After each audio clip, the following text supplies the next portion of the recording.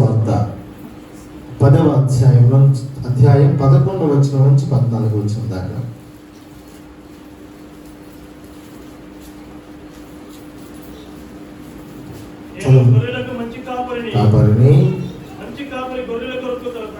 ప్రాణము పెట్టును, జీతగాడు గొర్రెల కాపరి కాడు గనుక తనని కానందున చూచి విడిచిపెట్టి పారిపోవును,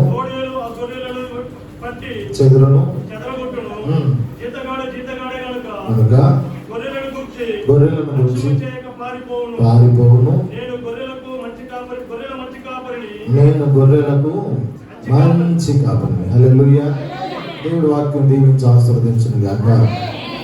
నేను గొర్రెలకు మంచి కాపరిని, మంచి కాపరి అని ఆయన యొక్క గుణ లక్షణాలను ఆయన మనకు తెలియజేస్తున్నారు.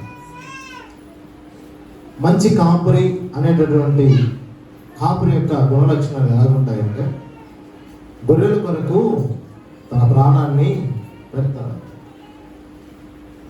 అక్కడ రెండు ఆత్మల గురించి మాట్లాడుతూ ఉన్నారు. ప్రస్తుతం మనకు కాపరిగా ఉన్నటువంటి వాడు పరిశుద్ధాత్మ దేవుడై ఉన్నాడు. హల్లెలూయా. ముందు కాలంలో దేవునిగా తండ్రి అయిన దేవుడు ఉన్నాడు, మోషే వాళ్ళ కాలంలో. తదుపరి యేసు ప్రభువారు మన కాపరిగా ఉన్నాడు.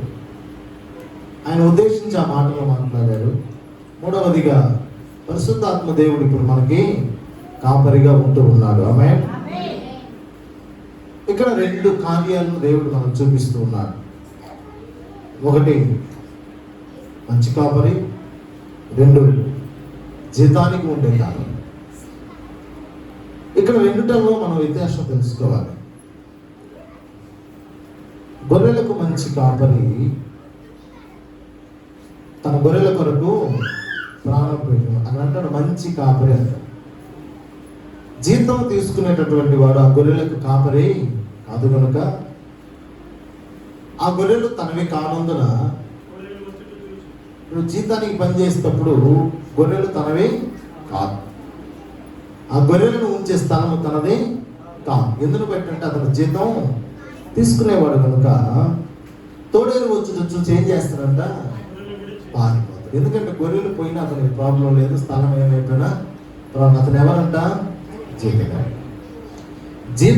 జీతగాడే కనుక గొర్రెలను కూర్చి లక్ష్యం అక్కర కలిగి ఉండకుండా అతను ఏం చేస్తాడంటే పారిపో. కానీ నేను గొర్రెలకు మంచి కాపరిని. హల్లెలూయా. దావీదు భక్తుడు అంటాడు, యెహోవా నా కాపరి, నాకు లేమి కలుగదు. ఆమేన్. ప్రతి విశ్వాసి అనబడేటటువంటి గొర్రెకు సాదృశ్యంగా ఉన్నటువంటి ప్రతి విశ్వాసి ఎలాగ ఉండాలయ్యా అంటే, నా కాపరి దేవుడై ఉన్నాడు. హల్లెలూయా. యెహోవాయే నా కాపరి, నాకు లేమి కలుగదు. ఆనాడు మోషే కాలంలో దేవుణ్ణి బట్టి దావీదు ధైర్యం తెచ్చుకున్నాడు. తనతో ఉన్న శిష్యులు యేసు ప్రభువుని బట్టి ధైర్యం తెచ్చుకున్నారు. నేటి దినాల్లో మనం కూడా పరిశుద్ధాత్మ దేవుని బట్టి ధైర్యం తెచ్చుకోవాలి. ఎందుకు అనగా యెషయా పుస్తకం 40వ అధ్యాయం 11వ వచనం అంటాడు, గొర్రెలు కాపరి వలె ఆయన తన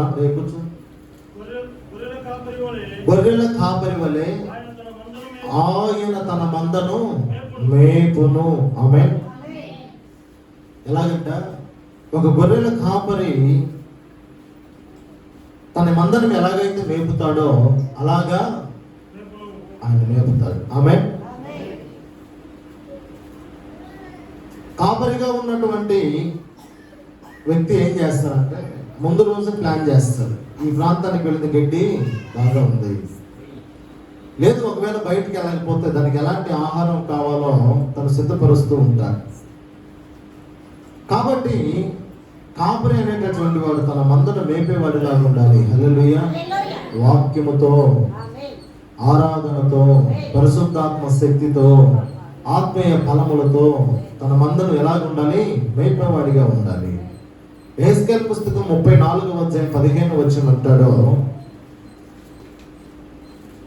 యెహెజ్కేలు పుస్తకం 34వ అధ్యాయం 15వ వచనం, నేనే నా గొర్రెలను మేపి పరుండబెట్టెదను, ఇదే ప్రభువు యెహోవా వాక్కు. ఏమంట?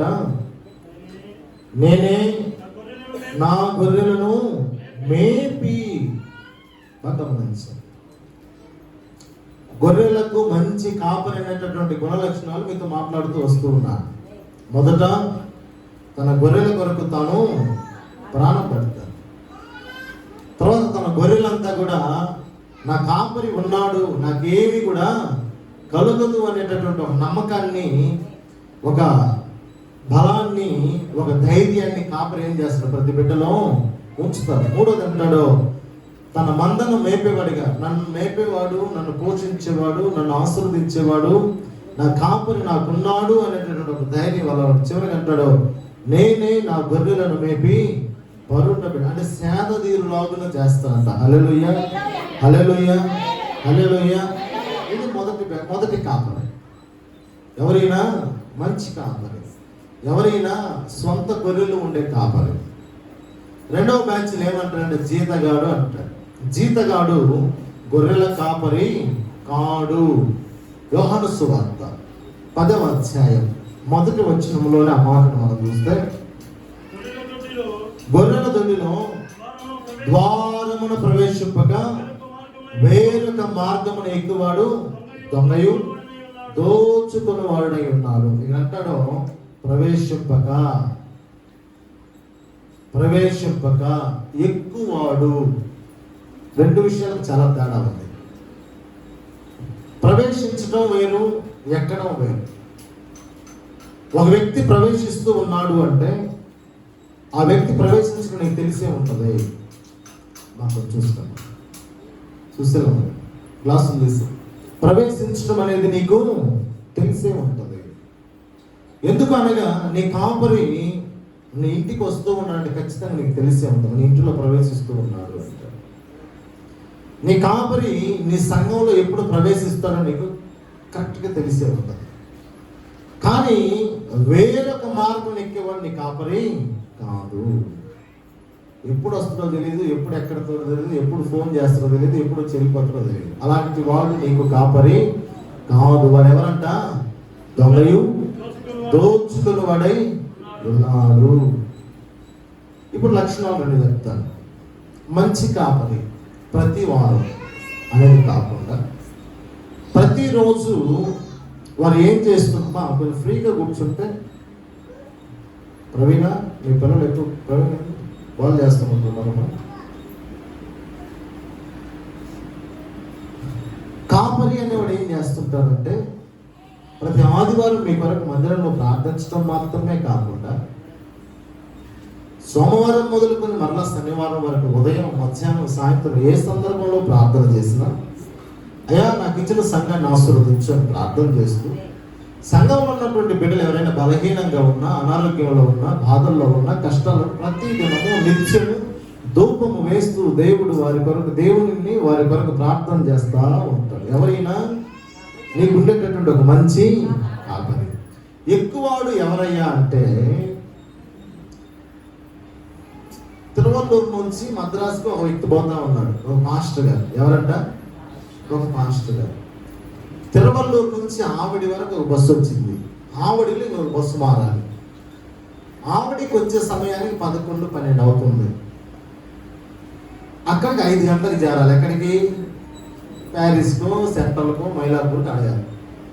ఈ ఎక్కువాడు అనేవాడు ఎలాగుంటాడంటే ఉదయాన్నే నీకు ప్రార్థన ఫోన్ చేస్తాడు, ప్రభా అయ్యా నిన్ను చూసి చాలా రోజులైంది, రాత్రి ప్రార్థన చేస్తా ఉంటే నాకేమి కలిగింది? ప్రేరేపణ కలిగింది, దేవుడు బయలుపరిచాడు, ఈరోజు నిన్ను చూడాలని వస్తున్నాను నాయన. ఈరోజు ఏం పనులు పెట్టుకోలేదు, 11 గంటలకంతా నిన్ను చూడటానికి యాడికి వస్తా. ఎందుకని? వీడు పోవాల్సింది యాడికి? సాయంత్రం వాడికి. మధ్యాహ్నం యాడ స్టాపింగ్? బస్సు మారాల్సింది ఎక్కడ? ప్రభాకి ఫోన్ చేస్తున్నా, తప్పకుండా అయ్యారు రండి. సేవకులు ఎవరు కాదనలేము కదా. వాడు మంచి కాపరా ఎక్కే కాపరని తెలియదు.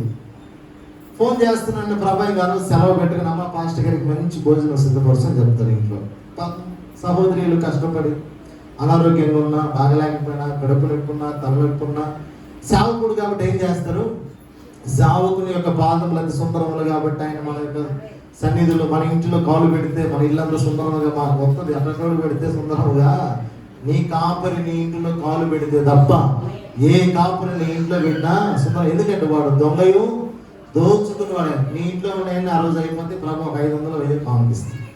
ప్రభాని చూసుకుని మధ్యలో ఇంకొకరు ఫోన్ చేస్తాడు. నేను ఒక వ్యక్తిని చూడటానికి వచ్చిన ప్రభా ఇంటికి వచ్చానని చెప్పడు. టక్కలు ఎందుకు జ్ఞాపకం వచ్చిందయ్యా, అందుబాటులో ఉన్నావా అంటాడు. ఒక 2 నీళ్ళు వేస్తారు ఇక్కడ టార్గెట్. సాయంత్రం మధ్యాహ్నం అంత 2 నెలల్లో 3 అయిపోతుంది. 3 గంటలకు బయలుదేరి 5 గంటలకి తనకు కావలసిన పనికి వెళ్ళిపోతాడు. వాడిని ఎక్కేవాడు అంటాడు, ప్రవేశించేవాడు. వాడు ఏమంట ఎప్పుడు ఏ సమయంలో వస్తాడో తెలియదు.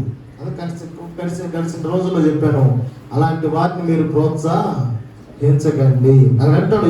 అలాంటి వాడు అంటాడు దొంగయు దోచుకోడు. నీకేం సంఘ కాపరి నెలంతా వాక్యం చెప్పి నీ కొరకు ప్రార్థన చేసి నీ కొరకు ఉపవాసం ఉండి అన్ని చేస్తాడు. ఆ పాస్టర్కి ఇవ్వాల్సిన కానుక ఎవరికి ఇవ్వాల్సిన కానుక అయి ఉంటుంది, అది నీ కొరకు ప్రార్థన చేసి సంఘ కాపరికి ఇవ్వాల్సిందని వాడు ఏం చేశాడు దోచుకుని వెళ్ళిపోయాడు. ప్రభు వారు లేఖనాల్లో అదే చెబుతున్నారు. అంటాడు 2వ వచనంలో అదే వాక్యం అంటాడు, ద్వారమున ప్రవేశించువాడు మాత్రమే గొర్రెల కాపరి. హల్లెలూయా. ఎక్కువాడు గొర్రెలకు కాపరి కాదు, జీతగాడు అయి ఉన్నాడు. వాడు దొంగయు దోచుకుని వాడై ఉన్నాడు. ప్రియమైన దేవుని వెళ్ళరా, సొంత కాపరి అనేటటువంటి వాడు సొంత గొర్రెలన్నిటిని కూడా ఎరుగుతాడు అని లేఖనాలు చెబుతూ ఉన్నాయి. 4వ వచనం అంటాడు, మరియు అతడు తన సొంత గొర్రెలన్నిటినీ వెలుపలికి నడిపించినప్పుడల్లా వాటికి ముందుగా నడుచును. గొర్రెలు అతని స్వరం ఎరుగను కనుక అవి అతనిని వెంబడించును. హల్లెలూయా. నువ్వు ఎవరినైతే వెంబడిస్తూ ఉన్నావో వారే నీ సేవకుడు. ఆయన అంటాడు, గొర్రెలన్నిటిని వెలుపలికి నడిపించినప్పుడల్లా వాటికి ముందుగా నడుచు. ఎక్కే సేవకుడికి మన సంఘంలో ఉండే వారందరి పేర్లు తెలియదు. ఎందుకని ద్వారమున ప్రవేశించేవాడు కాదు కాబట్టి. ద్వారమున ప్రవేశించడానికి ఎక్కడానికి చాలా తేడా ఉంది.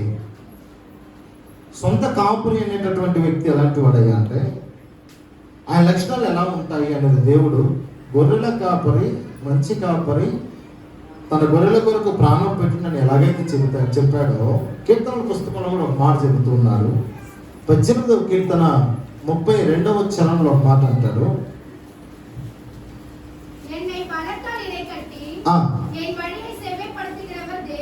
చాలు నాకు బలము ధరింపజేయవాడు ఆయనే, నన్ను యథార్థ మార్గమును నడిపించేవాడు కూడా ఆయనే. నీకు ప్రార్థన చేసి నువ్వు ఒక భయపడుతూ ఉంటామా, నువ్వు ధైర్యంగా ఉండు, అయ్యా నువ్వు ధైర్యంగా ఉండు, నీ కొరకు నేను ప్రార్థించాను, నువ్వు బలహీనంగా ఉండవలసిన అవసరం, నువ్వు బలము కలిగి ఉండు, ఎందుకంటే మన దేవుడు బలవంతుడై ఉన్నాడని చెప్పేవాడు ఎవరంట, మన కాపరి. 2వ లైన్ అంటాడు, యథార్థ మార్గం ఖండిస్తాడు, బుద్ధి చెబుతాడు, బోధిస్తాడు, అరుస్తాడు, అన్ని చేస్తాడు. కానీ ఎక్కేవాడు మాత్రం నీకు బుద్ధి చెప్పడు. ఎక్కేవాడు ఏం చేస్తాడు? ఎప్పుడైనా ఒకసారి మన ఇంటికి వచ్చి ప్రార్థన చేసిపోయాడు, ఎప్పుడైనా మనం ఖండించాడా? ఎందుకంటే మన గురించి వాళ్ళకి తెలియదు కాబట్టి. నీ కాపరి అనేవాడు నేను యథార్థ మార్గంలో నడిపించడానికి ఏం చేస్తాడంటే నీకు బోధిస్తూ ఉంటాడు, నిన్ను దండిస్తూ ఉంటాడు, నిన్ను అరుస్తుంటే. ఎప్పుడు అనగా నీవు తన మందలోని గొర్రెవుగా ఉన్నప్పుడు. హల్లెలూయా. యేసు ప్రభువు కూడా పేతురుని అల్ప విశ్వాసి అన్నాడు. అమ్మో తిరిగితే పేతురు వెళ్ళిపోతాడు అనుకుంటే యేసు ప్రభువు తిట్టేవాడు కాదు. పేతురు యథార్థ మార్గంలో నడవగలిగిన వాడై ఉన్నాడు, విశ్వాసంలో బలము కలిగిన వాడిగా ఉండాలనేది దేవుని యొక్క ఆశ. అందుకన్నాడు అల్ప విశ్వాసం తిట్టాడు, సాతానా అని తిట్టాడు. అంటే కారణం పేతురు మీద యేసు ప్రభువు వారి కోపము లేదు. నీవు ఎందుకు విశ్వాసం లేదు ఇంకా నా వెంబడి ఉండి నువ్వు అనేది దేవుని యొక్క ఆలోచన. అక్కడ ఆ ఆలోచన పేతురు మీదకి ఏం తీసుకొచ్చిందంటే తనను యథార్థమైనటువంటి బాటను నడిపించిన ప్రభు వారికి కోపాన్ని తీసుకొచ్చింది. హల్లెలూయా.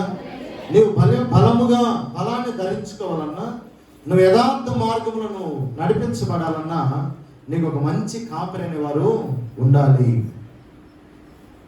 ఉన్న విషయం ఏంటంటే, జీతానికి ఉండేటటువంటి కాపరి దగ్గర మనం బలము పొందలేము, మనం యథార్థంగా జీవించలేము.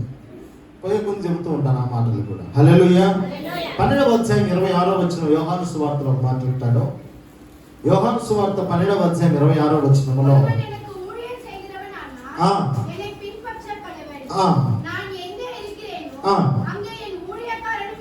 హల్లెలూయా. ఒకడు నన్ను సేవించిన ఎడల నన్ను వెంబడించడం అంటే మందిరానికి రావడం, ప్రార్థన చేయడం, పాటలు పాడడం. అంటే మనం ఆయన వెంబడిస్తున్నట్టే, ప్రభువా నీవే నాకు తోడయ్యా, ప్రభువా నేను నిన్నే ఆరాధిస్తాను, ఇదిగో నువ్వు ఎక్కడ ఆరాధన అంటావు అక్కడికి వెళ్తాను, ఇదిగో నా సంఘంలో ఎక్కడైతే ఆరాధన అక్కడికి వెళ్తానని మనం ప్రార్థన చేస్తున్నాం. అందుకు ప్రభు ఒక మాట అంటాడు, నేను ఎక్కడ ఉంటానో అక్కడ నా సేవకుడు. మీ సేవకుడు ఎవరు? నేను ఎక్కడైతే ఉంటానో అక్కడ ఎవరున్నట్టు? యేసు ప్రభువు. మొదటిగా ప్రతి సంఘ కాపరిని మనం గౌరవించవలసినటువంటి వారం అయి ఉన్నాం. హల్లెలూయా. సంఘ కాపరి జీతానికి పనిచేసేవి కాదు, సంఘ కాపరై ఉండాలి. సంఘాన్ని కట్టుకునేవాడు 4 గోడల పైన స్లాబ్ కాదు, ఒక్కొక్క విశ్వాసం కట్టుకుని వాడై ఉండాలి. హల్లెలూయా, హల్లెలూయా, హల్లెలూయా. ఒక మాట అంటాడు, నేను ఎక్కడైతే ఉంటానో అక్కడ నా సేవకుడు ఉంటాడు, నా మంచి కాపరి ఉంటాడని దేవుని యొక్క ఉద్దేశం.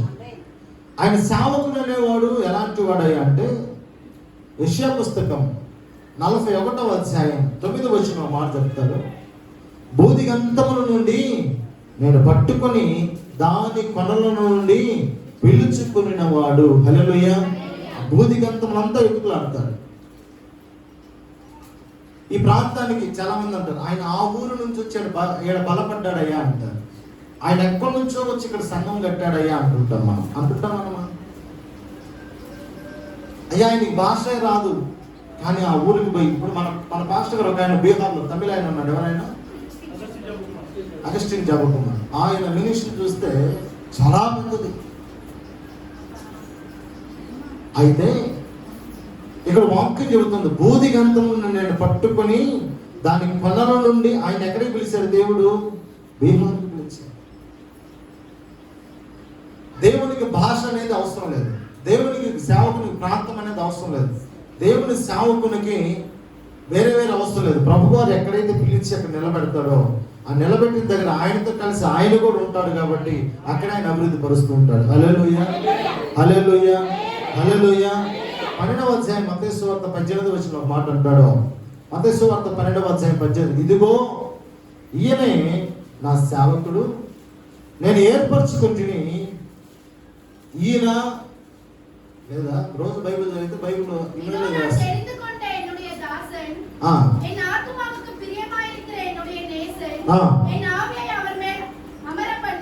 చాలు. ఇదిగో ఈయనే నా సేవకుడు, ఈయనను నేను ఏర్పరచుకుంటుని, ప్రియుడు. చాలు. ఆయన మీద ఏం పెడతానంట? ఆత్మ ఉంచుతాను. ఈయనే నా సేవకుడు, ఆయన ఎవరంట? నేను ఏర్పరచుకుంటుని. ఒకసారి యేసు ప్రభువారు, లేదంటే తండ్రి అయిన దేవుడు, లేదా పరిశుద్ధాత్మ దేవుడు, లేదు త్రియేక దేవుడైనటువంటి ప్రభువు ఏర్పరచుకుంటాడు. ఆమేన్. నువ్వో ఇంకొకరు వస్తున్నాడు, నువ్వో ఇంకొకరు వస్తున్నాడు, నువ్వో ఇంకొకరు వస్తున్నాడని చెప్పడు. గడిచిన కాలంలో ఈ ప్రాంతంలో నేను ఒక సంఘంలో పనిచేసినప్పుడు దాహమే బ్రతుకున్నాడు. అక్కడ 2016 మార్చి 25వ తేదీన ఆ సంఘానికి వచ్చే వాక్యం చెప్పడానికి. అమ్మా 15 అదే 25th అనుకుంటాను. మార్చి 25 వచ్చాను నేను వాక్యం చెప్పడానికి. తర్వాత మార్చి 27 కూడా వచ్చాను, ఈస్టర్ పండుగ. ఏప్రిల్ 1వ తేదీ జాయినింగ్ అయ్యేటప్పుడు నేను ఒక మాట అడిగాను, గుర్తుందో లేదు, దానమే బ్రదర్కి పరిపూర్ణంగా, ఎలాగా పరిపూర్ణంగా చేసుకోవాలా నాది అన్నట్టుగా, లేదు నా పని నేను చేసుకుంటూ జీతానికి మాత్రం వచ్చిపోవాలని అడిగి. అప్పుడే అయ్యా ఇది నీ సొంతది, నీ ఇష్టం వచ్చినట్టు చేసుకో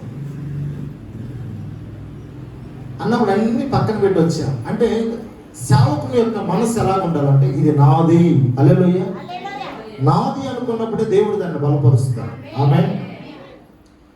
ఏప్రిల్ 3వ తేదీ ఎప్పుడో ప్రభు బల్ల ఇచ్చేటప్పుడు 18 మందికి ఇచ్చాం.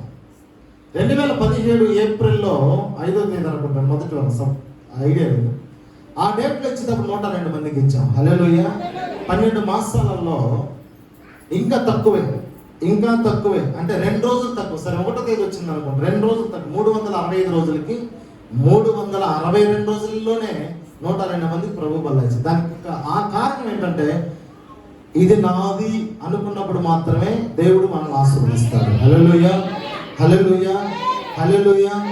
ఎందుకనగా జీతగాడు గొర్రెల కాపరి కాదు కనుక తనది కానందున తోడేలు వచ్చిన చూసి గొర్రెలను విడిచిపెట్టి ఏం చేస్తాడంట, మంచి కాపరి మాత్రం తన గొర్రెల కొరకు తన ప్రాణాన్ని పెడుతూ ఉంటాడు. హల్లెలూయా. కాబట్టి ఆయన ఆత్మ సేవకుల మీద ఉంటుంది. సేవకుడు ఒక స్థలంలో ఉన్నాడు అంటే ఎవరు ఉన్నట్టంట, ఆయనే ఉన్నట్లు. హల్లెలూయా. నేను ప్రతిసారి మీకు చెప్పేది ఏంటంటే నెలలో ఒకసారి మీ ఇంటికి పిలుచుకోండి అమ్మా. పిలవకుండా వచ్చే పాస్టర్ని కాదు నేను. బ్యాగ్ తగిలించుకొని జోలు తగిలించుకొని ఇల్లు తిరిగి కాదు, పిలిస్తేనే వచ్చేవాళ్ళు. సంఘముగా ఒకసారి పరిచారకులతో కలిసి ఇల్లు తిరిగాం. మీరు పిల్లకపోయినా కూడా వచ్చాము. సరే మీలో మార్పు వస్తుందేమో అని. కానీ సేవకులను పిలిచి ప్రార్థించుకోవాలి అనేటటువంటి ఆశ మీలో కలిగే కారణం ఏంటంటే ఈ ఎక్కే దొంగలు ఎక్కువైపోయారు మీ ఇళ్ళకి. ఎవరు ఎక్కువయ్యారు? మంగళవారం ఒక దొంగ వస్తాడు, శుక్రవారం ఒక దొంగ వస్తాడు, 2 వారాలకు ఒక దొంగ వస్తాడు. నీకు తీయని మాటలు చెప్తాడు. ఎందుకంటే దొరద చెవులు గల వాళ్ళు మీరంతా. ఎవరంట? వాళ్ళు వస్తే మిమ్మల్ని పొగడతారు. నేను పొగడను కదా. ఎవరంట? నీకు దర్శనాలు చెప్పే వాళ్ళు వస్తారు, ప్రవచనాలు చెప్పే వాళ్ళు వస్తారు, కాళ్ళ పైకి తల కింద ఎత్తే వాళ్ళు వస్తారు. వాళ్ళందరూ వచ్చి నేను పొగడతా ఉంటే వాళ్ళు నీ వాటి వరకే నేను పొగిడేది అనేది నీకు తెలియదా? వాళ్ళు నీ ఇంటికి వస్తున్నారు అంటే దిక్కులేనివాడికి ఎవరు దిక్కంటే దేవుని బిడ్డలే దిక్కంట. అసలు మైకి సెల్ పని చేసిన పని ఉండేది ఈరోజు ఇంకా వర్క్ అవుతుంది బాబా.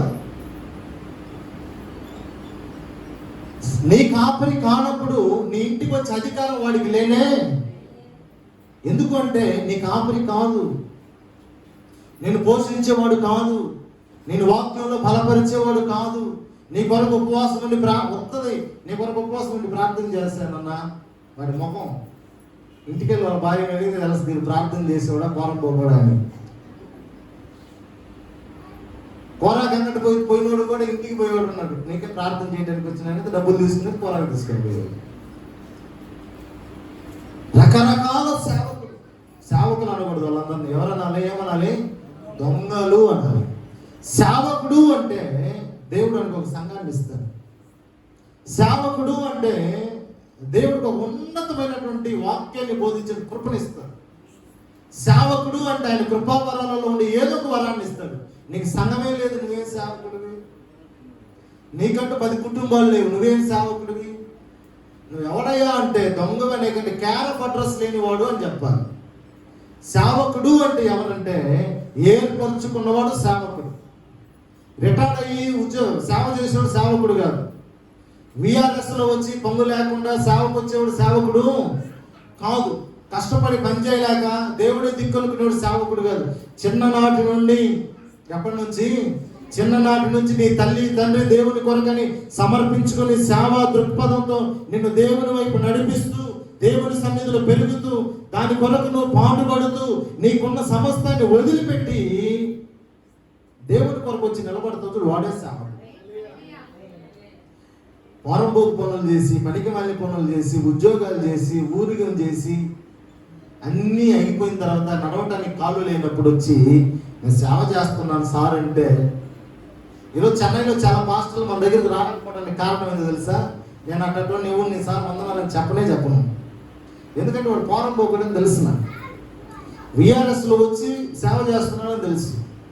రిటైర్డ్ అయ్యి వచ్చి సేవ నువ్వు పాట పాడాలంటే వాక్యం ఒకరిని వచ్చి ఒకసారి మన జీవజల పారాధనలో పాట పాడాలంటే వాక్యం కూడా చెప్పాడు. మళ్ళా నెల కట్ చేసాం. కారణం ఏంటంటే ఎవరు సేవకుడై ఉంటారో వాడి మీద ఏముంటుందంట, ఏముంటుంది? దేవుని యొక్క ఆత్మ ఉంటుంది. దేవుని ఆత్మ అతని మీద ఉన్నట్టు ఎవరు ఉన్నట్టు? దేవుడే ఉన్నట్టు. 2016 అట్నే ఉంటుంది, 2017 అట్నే ఉంటుంది, 2018 అట్నే ఉంటుంది, 2026 దాకా అట్నే ఉంటుంది. ఒక్క విశ్వాసిని కూడా రక్షించలేక ఎనివే సేవకుడు. అర్థమవుతుంది? నీ గొర్రెల కొరకు నువ్వు ప్రాణం పెట్టేవాడు అని తెలిస్తే ప్రపంచంలో ఏడున్నా సరే నేను ఎత్తుకులాడుకుంటూ వచ్చి నీ ఇంట్లో కూర్చుంటాయి. అయ్యా నీ వాక్యం మాకు కావాలి అని ప్రతి వారం. హల్లెలూయా. ఏర్పరచుకోబడినటువంటి వాడు అలాంటి వాడు దేవుని సన్నిధిలో, అలాంటి వాడు మంచి సేవకుడు. ఈ జీతానికి పనిచేసే పాస్టర్లంతా అది ఏ సంఘం అన్నా కానీ వాళ్ళ మనసు అంతా ఎలా ఉంటుంది? దేని మీద ఉంటుంది? జీతం మీద ఉంటుంది. ఇంకా నెలగాలేదు, ఇంకా నెలగాలేదు. దేని మీద ఉంటుంది? ఇంకా నెలగాలేదు అని జీతం మీద ఉంటుంది. ఏ ఆత్మ వచ్చినా రాకపోయిన ఇబ్బందిలే. సంఘ పెద్దలు ఫోన్ చేసి చెప్పాలా, అయ్యా సునీతమ్మకు ఆరోగ్యం బాగాలేదు, మనం వచ్చి ప్రార్థన. అవునా? అరే ముందు తెలియలేదే. సునీతమ్మ కొరకు ప్రార్థన చేస్తుంటే తెలియదా? ఆయనకి తెలుస్తుందా తెలీదా? సంఘ పెద్దలు చెప్పేదా తెలియదా? బాగలేదు. మళ్ళీ విశ్వాసకి పాస్టర్కి మధ్యలో వీళ్ళు ఉంటారు రాయబారులు.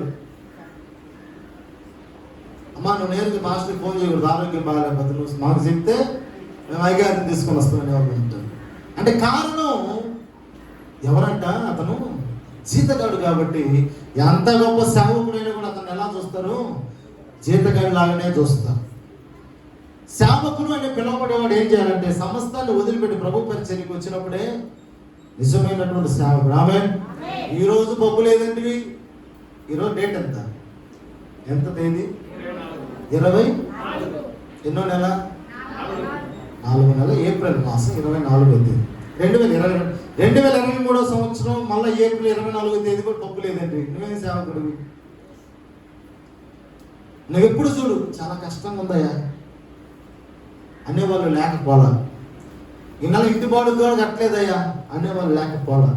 అంటే చర్చి బాడు కట్టాలా, చర్చిలో కార్యక్రమాలు చేయాలా, ఇన్ని చేయాలి కాబట్టి ఆయనకి ఏం మిగలటం లేదు, ఇంటికి మిగలటం లేదంటే దానికి అర్థం ఉంది. ఏదీ లేదు, ఊరు తిరిగేవాడు ఇంకేం ఖర్చులు ఉంటాయి. ఈరోజు సేవకులు ఎలాగయ్యారు చెప్పానా? జీతగాడు అనేవాడు ఎలాగయ్యారంటే ఆదివారం ఒక్కరోజు అతను సంఘానికి వెళ్తాడు.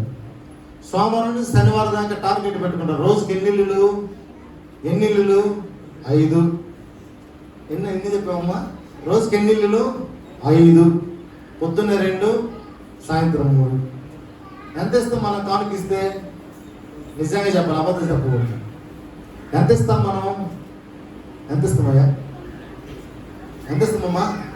వాడు కొత్తోడు కానీ పాతోడు కానీ దొంగ కానీ దోచుకునేవాడు కానీ దేవుని పేరు చెప్పుకొని వచ్చాడు 500 ఇస్తాం. సరే మన యొక్క ఆలోచన ప్రకారం 200 అనుకుందాం. ఎంత? 200. 200 ఇంటూ 5 ఎంత అయింది? 1000 ఇంటూ 7 ఎంత అయింది? ఎంత? 7000. సరే 1000 ఇంటూ 30 ఎంత అయింది? ఎంత? ఇంకోటి పప్పు లేదు, నిప్పు లేదంటే ఏంటి అర్థం? నెలకు 30,000 వచ్చేటప్పుడు ఇంకేమి కష్టం? ఏం శ్రమ? అంతే కదా. కాబట్టి ఆయన అంటాడు ప్రభువు యెషయా 42వ అధ్యాయం 1వ వచనంలో మాట అంటాడు, ఇదిగో ఇదిగో నేను ఆదుకుని నా సేవకుడు, నేను ఏర్పరచుకుని వాడు, అతని యందు నా ఆత్మను ఉంచి చాలు. మత్తయి సువార్తలో ఏ మాట అయితే చెప్పాడో ఆ మాటని ఇక్కడ కొంచెం మోడిఫై చేసి ఏం చేశాడంటే అక్కడ ఇదిగో ఈయన నా సేవకుడు అన్నాడు. యెషయా పుస్తకం అంటున్నాడు, ఇదిగో నేను ఆదుకును నా సేవకుడు. ఎవరు ఆదుకుంటారంట? నువ్వెందుకు విశ్వాసం కాడికి పప్పు లేదు నిప్పు లేదని చెప్పేది? నువ్వు చెప్పాల్సింది ఎవరు కాడా? నువ్వు చెప్పేది ఎవరు కాడా? ఎందుకు చదువుతున్నావు? ఎందుకు? వాళ్ళ హృదయాలను దోచుకోవడానికి. దేనికంటే అయ్యో మరి మన స్త్రీలు అయితే సహోదరులు అయితే అయ్యో ఎంత కష్టపడుతున్నాడు అన్న, ఎంత కష్టపడుతుందో అక్క. స్త్రీకి ఉన్నటువంటి పాపము మనసు, అంటే పాపం అంటున్నా పరితాపం మనసు పురుషులకు ఉండదు. రేపో అంటాం, భిక్షగాడు రేపో అంటాం, నేను కూడా రేపో అంటాను. కానీ సహోదరులు అంత తేలిగ్గా అనలేదు. బ్యాగ్ అంతా ఎత్తుకులాడతారు, అన్నీ బయటికి తీసి సిక్తి ఎత్తుకులాడి ఆడెత్తుకులాడి ఏడెత్తుకులాడి ఎంతో కొంత వేయాలి. అంటే కడుపు ఆకలి తెలిసినటువంటి వారు తల్లులు. వాళ్ళ టార్గెట్ అంతా కూడా వీళ్ళదే, మన కాడికి రాదు. హల్లెలూయా. కాబట్టి సేవకులను ఎవరు ఆదుకుంటారంట? ఆయనే ఆదుకుంటాడు. ఆమేన్. కాబట్టి ప్రేమనుడు దేవుని బిడ్డలారా, సేవకులను ఎవరు ఏర్పరచుకోవాలి? ఎవరు ఏర్పరచుకున్నారు? ఆయనే ఏర్పరచుకున్నాడు. ఆయన ఏర్పరచుకున్నాడు. నేను మధ్యలో రమ్మండి, ఆయన మధ్యలో రమ్మండు. నువ్వు నానాకు పనులు చేసిన తర్వాత విఆర్ఎస్లో రమ్మండు. విఆర్ఎస్లో వచ్చినటువంటి వాడు, రిటైర్డ్ అయ్యి వచ్చినట్టు ఎలాంటి వాడు అయి ఉన్నారంటే, రిటైర్డ్ అయిన డబ్బులన్నీ మందిరానికి ఇచ్చి, రిటైర్డ్ అయిన డబ్బులతో మందిరం కట్టి, ప్రభువా నాకు వచ్చిన ప్రతి రూపాయితో నేను నీ యొక్క సన్నిధిని నేను ఇక్కడ నిర్మించా, ఇది మొదలుకొని నేను ఇక్కడ సేవ చేయబోతున్నాను అనేవాడు నిజమైన సేవకుడు. ఉన్నయన్ని కొడుకులు కూతురుకు పంచి వాళ్ళు తల్లి బయటికి తిరిగిన తర్వాత, ఈ తల్లి లేకపోతే నేను లేనయ్యా అంటాడు. ఎవరు లేకపోతుందా? ఈ తల్లి లేకపోతే నేను లేనయ్యా. ఏమయ్యా ఇంట్లో నీకు తల్లులు కొడుకులు లేరా అంటా. నేను తల్లులు ఇంట్లో కుమారుల చేత, కొడుకుల చేత, అల్లుల చేత, కోడళ్ళ చేత తృణీకరించబడి నువ్వు బయటకు వచ్చి నువ్వు ఎంతమంది విశ్వాసులకు ప్రార్థన చేసినా దానికి ప్రయోజనం లేదు. నువ్వు సేవకుడు అనిపించుకోవాలంటే మొదట నీ ఇంటి వారు నిన్ను గౌరవించాలి. నీ ఇంటి వారు నిన్ను బయటకు నెట్టమని నీకు అన్నం పెట్టేవారు అయి ఉండాలి. ఒక్కొక్క సేవకుడు అంటాడు, నా కొడుకు అసలు మంచి తాగుతున్నాయా. నువ్వు సేవకుడు, మరి నీ కొడుకు ఏమంట అంటే దేవుని దృష్టిలో నువ్వు సేవకుడు కాదు కాబట్టి వాడు తాగుబోతుడయ్యాడు. సేవకుని బిడ్డలు ఎవరు కూడా తాగుబోతులు, తిరుగుబోతులు, వ్యభిచారులు, జాగ్రత్తలు చేసే వాళ్ళు ఉండరు. ఒకవేళ అలా ఉన్నారు అంటే సేవకుని దేవుడు ఏర్పరచుకోలేదని దాని అర్థం. అది ఏ సేవకుడైనా సరే. మంచి కాపరై ఉండి, ప్రాణం పెట్టే కాపరై ఉండి, అక్కర కలిగిన కాపరై ఉంటే దేవుడు ఒకటే ఆలోచిస్తాడు, నేను ఇచ్చిన సంఘం కొరకు ప్రాణం పెట్టినంతగా ఉన్నాడు కాబట్టి తన కుటుంబాన్ని పోషించాల్సిన బాధ్యత, రక్షించాల్సిన బాధ్యత నా మీద ఉందని దేవుడు ఏం చేస్తాడంటే సేవకుని కుటుంబాన్ని ఏం చేస్తూ ఉంటాడు? ఆదుకుంటా ఉంటాడు. సేవకునికి జీతగానికి అది తేడా. హల్లెలూయా. అక్కడ అంటాడు, బైబిల్లో చాలా చక్కనైన మాట అంటాడు. యెషయా పుస్తకం 41:8 నా సేవకుడైన ఇశ్రాయేలు, నేను ఏర్పరచుకున్న యాకోబు, నా స్నేహితుడైన అబ్రహాము సంతానమా, నేడు మనమంతా కూడా ఇశ్రాయేలు సంతానమై ఉన్నాం. మనమంతా ఎవరమై ఉన్నాము? ఇశ్రాయేలు సంతానమై ఉన్నాం. ఆ సంతానంలో నుంచి వచ్చిన ప్రతి సేవకుడు ఆయన పిలుచుకున్నటువంటి వాడే, జీతగాడు తప్ప. అయ్యా మనం కూడా జీతానికి పని చేసాం కదా, జీతానికి ఎట్ట పని చేసామంటే నాది అనుకొని చేయమంటావా? జీతానికి పని అగ్రిమెంట్ తోటి చేసాం. సంవత్సరంన్నర తర్వాత అయ్యా నువ్వు జీతగాడు లాగే ఉండాలి, నువ్వు చెప్పే అంశం మాకు చెప్పపోరా అని చెప్పాం మనం.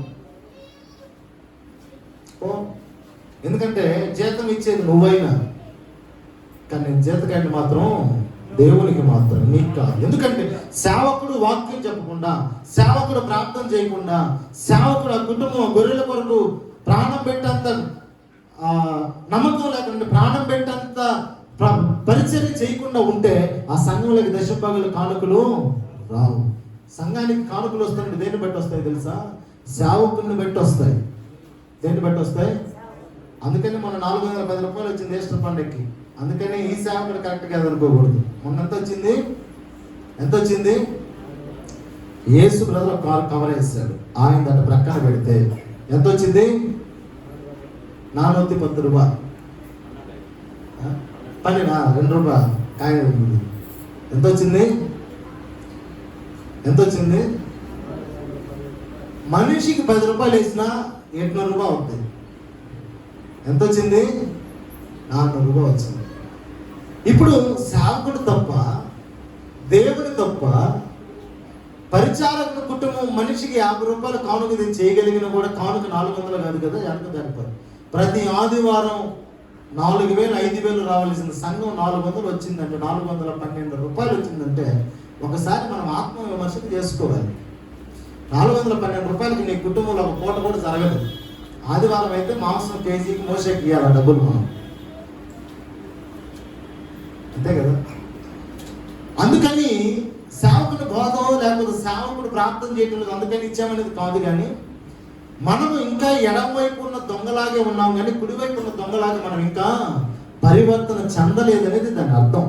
ఇక్కడ అంటాడు, నా సేవకుడమైన ఇశ్రాయేలు, నేను ఏర్పరచుకున్న యాకోబు, నా స్నేహితుడైన అబ్రహాము సంతానమా, నువ్వు 4 రూపాయలు వేసినా, 400 రూపాయలు వేసినా, 2 రూపాయలు వేసినా మాత్రం సేవకుడిని మాత్రం ఆయన ఆదుకుంటూనే ఉంటాడు. హల్లెలూయా.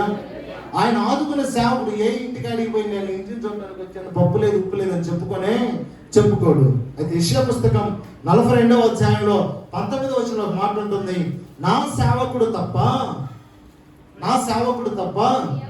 ఎవడు గుడ్డివాడు, నేను పంపు నా దూత తప్ప మరి ఎవడు చెవిటివాడు, నా భక్తుడు తప్ప మరి ఎవడు గుడ్డివాడు, యెహోవా సేవకుడు తప్ప మరి ఎవడు గుడ్డి. ఎక్కడ చూడండి ఎన్నిసార్లు చెప్పాడు. ప్రతి మాటలో క్వశ్చన్ మార్క్ ఉంది. ప్రతి మాటలో ఏముంది, నా సేవకుడు తప్ప ఎవరు గుడ్డివాడు.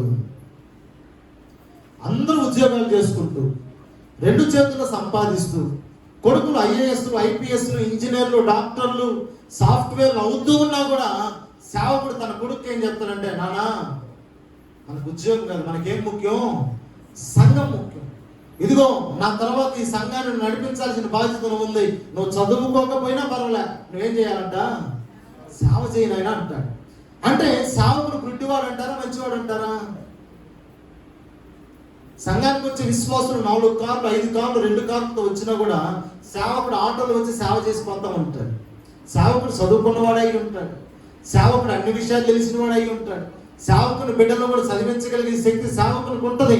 కానీ సంఘం బాగు కొరకు, సంఘాన్ని పరలోక రాజ్యం నడిపించడం కొరకు, సంఘాన్ని ఆత్మతో నింపడం కొరకు, సంఘంలో అక్కడ కలిగిన వాడై, సంఘానికి తన ప్రాణము పెట్టున్నటువంటి మనస్సు కలిగిన వాడవై ఆయన ఏం చేస్తాడు, గుడ్డివాడిలాగా ఈ కారులు నాకు అవసరం లేదు, ఈ ఐశ్వర్యం నాకు అవసరం లేదు, ఈ ఉద్యోగాలు నాకు అవసరం లేదు, నేను దేని కొరకు బ్రతకాలి అంటే, నువ్వు ఇచ్చిన ఈ సంఘం కొరకు నేను బ్రతికి తెచ్చాను, ఈ బిడ్డల కొరకు నేను ప్రార్థన చేస్తాను, వాళ్ళు ఆశీర్వాదకరంగా ఉంటే చాలని ఐశ్వర్యాన్ని చూసి కళ్ళు మూసుకుంటాడు, చదువును చూసి కళ్ళు మూసుకుంటాడు, అన్నాన్ని చూసి కళ్ళు మూసుకుంటాడు, మంచి మంచి గుడ్డలను చూసి కళ్ళు మూసుకుంటాడు. సేవకుడు తప్ప ఇంకెవరున్నారు గురుడివారు? 3000 రూపాయలు దశమ భాగం వేయాలంటే కరెంటు బిల్లు గుర్తుకు వస్తుంది. అదే సేవకుడి దగ్గర 3000 రూపాయలు ఉంటే నా బిడ్డలకి ఈ 3000 ఏమైనా చేయగలను, నా సంఘానికి ఏమైనా చేయగలనని ఆశ వస్తుంది. 10,000 రూపాయలు ఉంటే ఆ సేట్ అంగట్లో ఒక 5,000 కడితే 10 నెలలకు 15,000 50,000 అవుతుంది, 12,000 అగేసి 62,000 బంగారు ఇస్తున్న ఆలోచన వస్తుంది. కానీ సేవకుడికి ఆ ఆలోచన రాదు. ఎందుకంటే సేవకుడు బంగారంగల వైపు, గుడ్డలంగల వైపు, కరెంట్ ఆఫీసుల వైపు చూడటం. సేవకుడు ఎవరి వైపు చూస్తాడు? దేవుని వైపు, సంఘం వైపు మాత్రమే చూస్తూ ఉంటాడు. సంఘంలో ఉన్న ఆత్మ అంటే ఆత్మల వైపే చూస్తూ ఉంటాడు, సంఘంలో ఉన్న కుటుంబాల వైపే చూస్తూ ఉంటాడు. నువ్వు కార్లో వచ్చావా, నీ కొరకు ఇంకా ప్రార్థన చేస్తాడు, ఇంకా ఆశీర్వదించాయి అని. నువ్వు సైకిల్లో వచ్చావా, నీ కొరకు బాధపడి ఆయన ఇంకా ప్రార్థన చేస్తాడు, నువ్వు సైకిల్ కొనాలి, బైక్ కొనాలని. అంతేగాని సేవకుడు నాకు బైక్, నువ్వు నా విశ్వాసులు కారు ఇచ్చావు, నా కారు ఇని ప్రార్థన చేయి. నువ్వు ఆశీర్వదించబడుతూ ఉన్నా కూడా, నీ బిడ్డలు 30 60 100 ఆశీర్వదించబడుతూ ఉన్నా కూడా, తనకు పుట్టినటువంటి బిడ్డల్ని ఏది లేని వారిని చేసి ఏం చేస్తాడంటే, మీ అందరి కొరకు సంఘంలో తీసుకొచ్చి నిలబెట్టి ఏం చేయమంటాడు? సేవ చేయంటాడు. ఒకసారి సేవకుని బిడ్డను సేవకు సమర్పించిన సినిమా పోవచ్చా? సినిమా పోతాడా? అంటే ఆ సినిమాకి పోయే విషయంలో గుడ్డివాడు అయిపోయినట్టుగా. కానీ సంఘానికి వచ్చే వాళ్ళ బిడ్డలందరూ ఏం చేస్తారు? ఈ మధ్య ఒకటి వచ్చింది, ఏ సినిమా? బిస్ట్ వచ్చింది. ఏమొచ్చింది? బిస్ట్. సంఘాలకు పోయే వాళ్ళే బ్రహ్మాండంగా 2 సిలువలు వేసి ఏకదమ్ బైక్లో నేను వస్తా ఉన్నా, ఏం చేస్తున్నా అట్లా వస్తా ఉన్నా, వెళ్తా ఉంటే ఒకటి సిలువ వేసుకొని, సిలువ వేసుకొని పోవాలంటారు సినిమాకు కూడా. ఫ్యాషన్. కానీ సినిమా చూడాలని ఆశ ఉన్నా కూడా సేవకు తన బిడ్డలు ఏం చేస్తాడు? లేదు నేను 2:30 గంటలు నువ్వేం చెయ్యి, ప్రార్థన చెయ్యి. ఎందుకంటే మనకు దేవుడు ఒక సంఘాన్ని ఇచ్చాడు. మరి సేవకుని కంటే గుడ్డివాడు ఎవరు ఉంటారు? సేవకుని కంటే గుడ్డివాడు ఎవరు ఉంటారు అని అంటాడు. సేవకుని కంటే నేను పంప నా దూత తప్ప ఎవరు చెవిటివాడు. ఈ భాష తమిళ భాష ఎప్పుడు ఏదో చెప్తూనే ఉంటుంది, ఎప్పుడు వాక్యంలో అంత ఇరగదీసినట్టు చెబుతూ ఉంటాడు. అన్నా కూడా మా చూసి అన్నా కూడా నీ కొరకు ఏం చేస్తాడు సేవకుడు? ప్రార్థన చేస్తాడు. నువ్వు సేవకుడు ఇదిగో దశంభాగాలు అంటూనే ఉంటాడు ఎప్పుడు పాస్టర్. వారం మన ఇంటికి రావాలని నెలలో హౌస్ విజిటింగ్ అంటాడు, నెలలో అది అంటాడు, ఇది అంటాడు, అట్టంటాడు, ఇట్టంటాడు అని నువ్వు విసుక్కుంటున్నా కూడా నీ సేవకుడు నీ మీద కోప్పడకుండా బాధపడకుండా ఏం చేస్తాడంటే నీ కొరకు ప్రార్థన చేస్తూనే ఉంటాడు. నీ సేవకుడు చెవిటివాడు కాకుండా చెవిటివాడిలాగా నటించకుండా ఉంటే నీ పక్కింటి నువ్వు నీకు గొడవ విన్నాడు, రోజు గొడవ అయ్యే సంఘంలో. సేవకుడు అనేవాడు ఎవరంటే గుడ్డివాడు చెవిటివాడు అయి ఉన్నాడు. గుడ్డివాడు చెవిటివాడు కావడానికి కారణం ఏంటంటే నీకు మంచి కాపరిగా ఉండాలని. నీకు ఎలా ఉండాలని? మంచి కాపరిగా ఉండాలి అని. ఒక్కొక్క పాస్టర్ని చూస్తే వాడి గురించి వీడి గురించి చెబుతూనే ఉంటారు, వాడికి ఏదే పనే లేదు. కానీ ఇక్కడ అంటాడు మంచి కాపరికి దేవుడు ఏం చేస్తాడంటే మంచే చేస్తాడు. హల్లెలూయా. మంచి కాపరికి ఏం చేస్తాడు? మంచే చేస్తాడు. ఎందుకంటే ఆయన బిడ్డలు బాగుండాలని, ఆయన సంఘం బాగుండాలని, ఆయన మందిరంలో కూర్చున్న బిడ్డలు బాగుండాలని ఆ సేవకుడు ఉపవాసకుని ప్రార్థన చేస్తాడు, దివారాత్రులు ప్రార్థన చేస్తాడు. నీకు చెప్పడం, నీకు ఏదైనా కష్టము అంటే ప్రార్థన చేస్తాడు. అమ్మ నీ కొరకు నేను ఉపవాసం ఉన్నానమ్మని చెప్పడు. చెప్పేందువల్ల నీ క్రెడిట్ సేవకునికి అవసరం లే. ఎవరి దగ్గర మార్కులు కావాలి సేవకునికి? నీ దగ్గర. ఎవరి దగ్గర కావాలి? దేవుడి దగ్గర కావాలి. కాబట్టి ఆయన ఉపవాసం ఉన్నా నీకు చెప్పడు, రాత్రంతా విజ్ఞాపన చేసినా నీకు చెప్పడు, నీ బిడ్డల కొరకు మొరపెట్టినా నీకు చెప్పలేదు. నువ్వు గుర్తెరగాలి, నా సేవకుడు నా కొరకు ప్రార్థన చేసేవాడై ఉన్నాడు. హల్లెలూయా. నా కొరకు నా సేవకుడు ఉపవాసం ఉండి ప్రార్థన చేసేవాడై ఉండాలని నువ్వు నమ్మాలి. అది నీలో కలగాలి. అంతేగాని పాస్టర్ గారు వచ్చి నీకు చెప్పడు. చెప్పేవాడు ఎవరంట? జీతగాడు, ఇంకొకటి దొంగ, దోచుకున్నాడు. అమ్మ నీ కొరకు నేను ఉపవాసం ఉన్నా తల్లి, అయిపోయిందా ఇంకంతే. అయ్యా పాస్టర్ గారికి నాది ఎంత ఏం దోచేశాడు ఆ టైంలో? మనసును దోసే పాస్టర్ గారు. అప్ప పాస్టర్ గారికి మేమంటే ఎంత ప్రేమ. అది ఎవరంట? దోచుకున్నవాడు. కాబట్టి ప్రియమైన దేవుని సంగమా, మనము నమ్మిన యేసయ్య మాత్రం గొర్రెలకు మంచి కాపురం. మంచి కాపురం మాత్రమే కాదు, ఆయన మంచి చేయగలిగిన వాడు కూడా ఉన్నాడు. ఆయన గుణ లక్షణాన్ని మనకు తెలియజేస్తున్నాడు. ఏంటి ఆయన గుణ లక్షణం అంటే ఆయన తన ప్రాణాన్ని పెడతాడు. ఇక రెండు ఆత్మలు ఇక్కడ పనిచేస్తున్నాయి. ఒకటి ద్వారమున ప్రవేశించువాడు కాపరి. ద్వారమున ప్రవేశింపనివాడు ద్వారాన్ని. ఇప్పుడు ఈ ద్వారాన్ని రాలేదనుకో, యాక్స్ రావాలి ఇంకా లోపలికి, కిటికీలో నుంచి గోడ ఎగురికి రావాలి, అంతే కదా. ద్వారమున ప్రవేశించేవాడు కాపరి. ద్వారమున ప్రవేశించిన వాడిని ఏమనుకోవాలి మనం? ఏమనుకోవాలి? దొంగ మాత్రమే ద్వారాన రాడు, ఏ దారిని అంటే ఆ దారిలో వస్తుంది. ఇప్పుడు ద్వారమున ప్రవేశించేవాడు ఎవరై అంటే నేడు మనకు పరిశుద్ధాత్మ దేవుడై ఉన్నాడు, మన కాపరై ఉన్నాడు. హల్లెలూయా. మన ద్వారంలో ప్రవేశించేవారు ఎవరై అంటే పరిశుద్ధాత్మ దేవుడై ఉన్నాడు. పరిశుద్ధాత్మ దేవుడు ఆత్మ గనుక ఆయన సేవకునిలో, మీకంటూ ఏర్పరిచిన సేవకునిలో ఆయన నిలిచి మీకు బోధ చేస్తాడు. హల్లెలూయా. పరిశుద్ధాత్మ దేవుడు ఎవరు? ఆత్మ గనుక. ఎవరంటే పరిశుద్ధాత్ముడు? ఆత్మ గనుక. ఎవరిలో ప్రవేశిస్తాడు? వాక్యం చెబుతాడు, ప్రభువా నా మాటలు వీళ్ళకి అవసరం లేదు. ఎవరి మాటలు కావాలి? నీ మాటలే కావాలి. నీ ఆత్మతో నన్ను నింపి నీ బిడ్డలకు కావలసినటువంటి వాక్యాన్ని అందించు. నీ కాపరిలో పరిశుద్ధాత్మ దేవుడు నివసిస్తూ ఉంటాడు. అయితే దురాత్మ కూడా ఒక ఆత్మ. దొంగ అనేది కూడా దురాత్మ. పరిశుద్ధాత్మ ఉన్నప్పుడు ఏముంటది? దురాత్మ. ఇప్పుడు ఇక్కడ కాపరి అయినప్పుడు ఇక్కడ ఎవరున్నారు? దొంగ ఉన్నారు. ఇప్పుడు ఈ దొంగను మనం ఎవరితో పోల్చుకోవాలి? దురాత్మతో పోల్చుకోవాలి. ఈ దురాత్మ కూడా ఒక ఆత్మ కనుక సేవకుడు కాకపోయినా కూడా, ఎవరంట? సేవకుడు కాకపోయినా కూడా, కాపరి కాకపోయినా కూడా, సంఘం లేకపోయినా కూడా, విశ్వాసులు లేకపోయినా కూడా వాడు ఏమని పిలిపించుకున్నాడే? పాస్టర్ గారు వందనాలు సార్, ఏమని పిలిపించుకుంటాడు? మనం బలి పెడతాం అన్నటువంటి వందనాలు. ఎందుకంటే నిన్ను చూసి వంగంగా దండం పెడతాడు ఆ పాస్టర్. అయితే ఒకసారి ఒక చర్చికి పోయా, ఆరోన్ బాబు తెలిసి బ్రహ్మాండంగా పాస్టర్. ఆ పాస్టర్ గారు నేను వాక్యానికి పోయా, ఒకటి బీడి తాగుతా వస్తా ఉన్నాడు, సిగరెట్ కూడా కాదు, ఏం తాగుతూ వస్తున్నాడు, బీడి తాగుతా వస్తున్నాడు. అయ్యా వందనాలు అయ్యా అన్నాడు. ఫస్ట్ నాకైతే వాడు బీడి తాగుతూ నేను వందనాలు, వాడు బీడి తాగేసి ఎంతో చదువుతున్నాడు వందనాలు. గుర్తుందా నీకు? సార్ వాడికి చెప్పకపోతే వాడు తీసేస్తాడు సార్ రేపు పొద్దున్న అంటున్నాడు. అది వాళ్ళ బావమరి వాళ్ళ ఊరిలో ముందున్నాయని ఇప్పుడు ఉన్నాయని కాదు. ఎవరికి వందనాలు చెప్పాడు? బీడి తాగేవాడికి చెప్పాడు. వాడు పాస్టర్ గారు బీడి తాగేవాడు ఎలా కనీసం అన్న కింద వేయాలి కదా, అదే చేతి అది కనపడేలాగా వందనాలు చెప్తున్నాడు. అట్లాంటి సేవకులు ఉంటే సంఘాలు ఏమైనా బాగుపడతాయా? నేను అనుకున్నా, ఈ సేవకులు ఉండేది దేవుడు ఆత్మ కదా, ఏమాత్మ ఉంది? దురాత్మ ఉంది. ఒక సేవకుల్లో పరిశుద్ధాత్మ దేవుడు ఎలాగైతే ఉంటాడు, సేవకుడు కాకపోయినా సేవకుడు అని పిలిపించుకునే వాళ్ళు ఖచ్చితంగా దురాత్మ అనేవాడు ఖచ్చితంగా ఉంటాడు.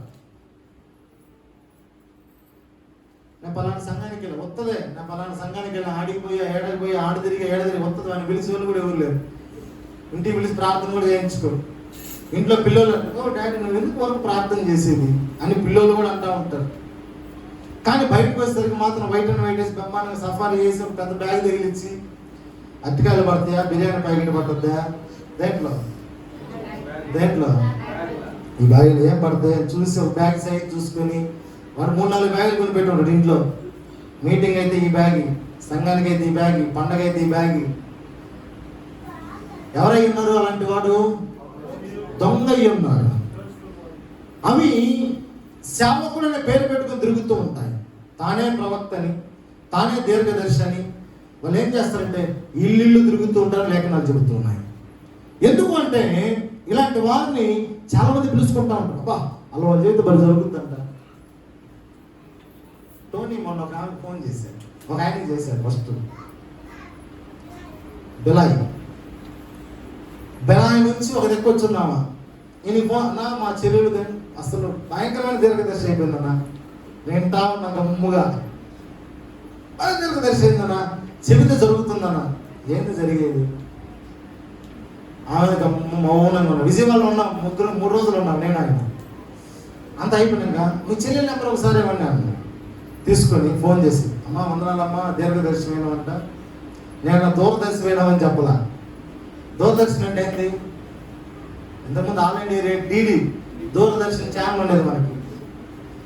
ఏ దిక్కు లేనివాడికి అదే దిక్కు. కేబుల్ టీవీ సండే లేనివాడికి ఏం దిక్కు? దూరదర్శనే దిక్కు. సంఘం లేనివాడికి, మంచి కాపర్ లేనివాడికి, నడిపించలేనివాడికి ఏం దిక్కు? దూరదర్శనే దిక్కు. అంటే దీర్ఘదర్శనే దిక్కు. ఈయన ఫోన్ చేసి బ్రహ్మాండంగా మాట్లాడు. నేను చెప్పా, ఏ సంఘానికి పాస్టర్ అమ్మాడు కన్నా ఇట్లా అన్నాడు. అంటే నేను సెకండ్ క్వశ్చన్ వేస్తాను, అన్న మనకు సంఘం అంతా లేదన్నా, ఎక్కడికి పిలిచారు? పెట్టగా పోస్ట్ పోను అన్నా.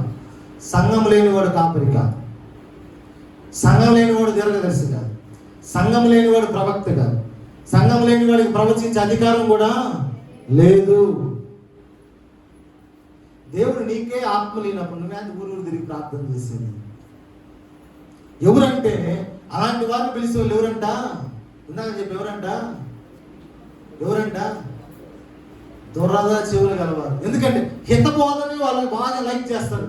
నువ్వే ఐశ్వర్యవంతురాలివి, అప్పా నువ్వు ప్రార్థన చేస్తే దేవదూతలు ఆలకిస్తుంది. కళ్ళు మూసుకున్నాక నేను చేసే కంటే నువ్వు చేసే ప్రార్థనకి దేవదూతలు అంట ఎక్కడికి వచ్చి నిలబడ్డాయి? మధ్యాకాశానికి వచ్చి నిలబడ్డాయి. నీ ప్రార్థన లేకపోతే అసలు నీ ప్రార్థనే లేదు, అసలు ఈ ఊరే లేదు, ఈ ఇల్లే లేదు. మనము సినిమాలలో చూడొచ్చు, దేవదూతలు అట్లా తెల్లంగా అట్లా ఎగురుతా ఉంటే తెల్లగుడ్లు వేసుకుని అట్ట ఎగరుతా ఉంటాం మన మనసులో. నా గురించి భలే చెప్పింది. కానుకేయాలని చేతులు పెట్టుకోవడం, కానుకేయాలని చేతులు ప్రార్థన. అక్క అన్న నువ్వు ఇప్పుడు ఎంతైతే చేతులు పెట్టుకున్నావు దేవునికి వేయాలని, అలాగే చూసి దానికి 2 అంతలు నువ్వు దేవునికి వేయాలని దేవుడు ప్రేరేపిస్తున్నా.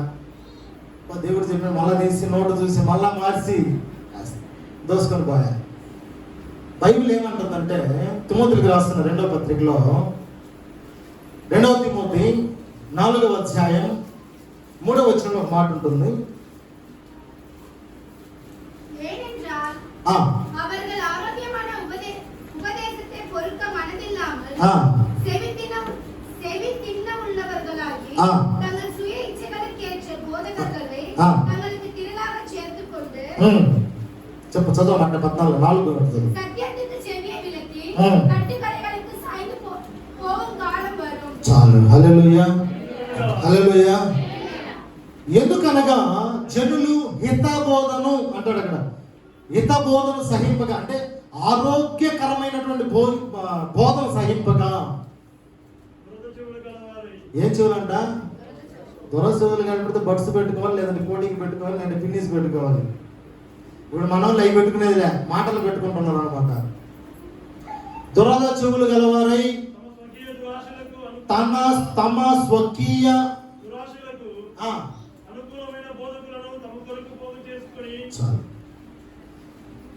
వాళ్ళను పొగిడే వాళ్ళని పోగు చేసుకుంటాడు. అని అంటాడు దురాశలకు అనుకూలమైన. నువ్వు అందంగా లేకపోయినా నువ్వు అందంగా ఉన్న పక్క అంటిస్తారు. ఇక్కడ చూసుకుంటా వెంటనే ఏం చూసారండి అంతేనా కదా అన్న, అబ్బా అసలు నువ్వు సూపర్ అన్న అంటిస్తారు. స్వరం మారుద్ది, నిలబడేది మారుద్ది, అన్నీ మారిపోతాయి. అంటే అలా అనేవారిని పోగు చేసుకుని ఏం చెప్తున్నాడు తెలుసా? జీతగాడు ఉండే సంఘం గురించి చెప్తున్నాడు ఇక్కడ. జీతానికి పోయిన సేవకుడు ఏం చేయాలంటే ప్రెసిడెంట్ అనాలా, సెక్రటరీ అనాలా, ట్రెజరర్ అనాలా, కమిటీ సభ్యులు అనాలా? ప్రెసిడెంట్ అయ్యా అనాలా, సెక్రటరీ అయ్యా అనాలా, ఖజానాదారుడు అనాలా? అని అంటాడు దురాశలకు అనుకూలమైన బోధకు. ఆయన పొగడాల. ఈ ప్రెసిడెంట్ లేకపోతే ఈరోజు అసలు ఈ సంఘం నిలబడేది కాదేమో అనాల. ఈ సెక్రటరీ అలా ఎవరు చెప్తారు ఈ మాటలన్నీ? నేను చెప్తానా? ఎవరు చెప్తారు? జీతానికి ఉండేవాడు చెప్తారు. ఎందుకంటే తరిమేస్తారు కాబట్టి, తీసేస్తారు కాబట్టి. ఇవన్నీ చెప్పాడు అనుకో, ఒకటో జీతం అంటారు. గవర్నమెంట్ ఉద్యోగస్తుల కంటే ముందు మన భాషకు జీతం అంటారు ప్రెసిడెంట్, సెక్రటరీ. అలాగే కొంతమంది ఇప్పుడు భలే దాపనం అయ్యారు. మనల్ని పొగిడే వాళ్ళు మన ఇంటికి రమ్మని మనమే ఫోన్ చేసి, మన బంధువులు ఎవరైనా వచ్చినప్పుడల్లా, మన ఇంటికి 11వ తేదీ బంధువులు వస్తున్నారు అనుకో, ఇట్లాంటి మాటలు చెప్పి పాస్టర్ మనం ఏం చేస్తాం? 11వ తేదీ రమ్మంటాం. అమ్మా నేను ఫోన్ చేసినప్పుడు రాన్న అక్క అంటాం. ఆమె ఆయన వచ్చి పొగడుతూనే ఉంటారు. ఎవరింటానికి వచ్చిన చుట్టాలు బంధువులు అంటారు. బంధువులు కాదు, అసలు అన్న లేకపోతే అసలు మందిరం లేదయ్యా. వీడేదో పెద్ద 10 లక్షలు ఇచ్చి కట్టించినట్టు. అక్క లేకపోతే సంఘం లేదయ్యా. ఆమె మీద ఉన్న బంగారం తమ్మి కట్టించినట్టు. చుట్టాలు అంటా ఉంటారు. 500 వేస్తున్నావు పెట్టి ఈరోజు 1000 వేస్తున్నావు వాళ్ళ అనుకుంటా ఉంటారు. చుట్టాలకు తెలుసు. ఎందుకంటే ఈ చుట్టాలు ఆరోగ్యకరమైన బోధనే వాళ్ళు అయి ఉంటారు. చుట్టాలు ఎవరై ఉంటారు? ఆరోగ్యకరమైన బోధనే వాళ్ళు అయి ఉంటారు. మంచి సంఘ కాపరిగా నడిపించబడే వాళ్ళు అయి ఉంటారు. వీళ్ళు ఆలోచిస్తూ ఉంటారు. ఈరోజు ప్రతాప్ అన్నకి బిట్టు 500 పడింది ఈరోజు అనుకుంటా ఉంటారు. శాంతకి ఒక 1000 రూపాయలు బిట్టు పడింది అనుకుంటా ఉంటారు. పాస్టర్ బాధ చూస్తారు. ఇన్ని మాటలు మాట్లాడితే 200 ఇచ్చింది, ఛార్జీలకు రాగా జోలు పెట్టుకుని పోతా ఉంటారు. అలాంటి సేవకులు తయారవడానికి కారణం ఏంటయ్యా అంటే దురాశలకు అనుకూలమైనటువంటి బోధ కావాల్సింది. కాబట్టి వారు చెప్పిన మాటలు గొప్పగా ఆలోచించే నువ్వు ఎవరయ్యా అంటే దురద చెవులు గలవారు, దురద చెవులు గలదానం అని దాని అర్థం. ఎందుకంటే జీతగాడు గొర్రెల కాపరి కాడు. జీతగాడు ఎవరు కాదు? యోహాను సువార్త 10:12 చెబుతుంది అన్నమాట. యోహాను సువార్త 10:12 చూస్తే జీతగాడు గొర్రెల కాపరి కాడు కనుక గొర్రెలు తనవి కానందున తోడేలు వచ్చిన చూసి ఆ గొర్రెల కాపరి ఏం చేస్తాడంట? వాటిని విడిచిపెట్టి వెళ్ళిపోతాడు. ఈ రోజుల్లో ఇంటికి ఒక చర్చ అయింది, వీధికి ఒక చర్చ, అంటే తెరువుకు ఒక చర్చ అయిపోయింది. ఒరిజినల్ బోధ ఎక్కడ దొరకటంలా? ఏం దొరకట్లేదు? ఒరిజినల్ బోధ దొరకటంలా.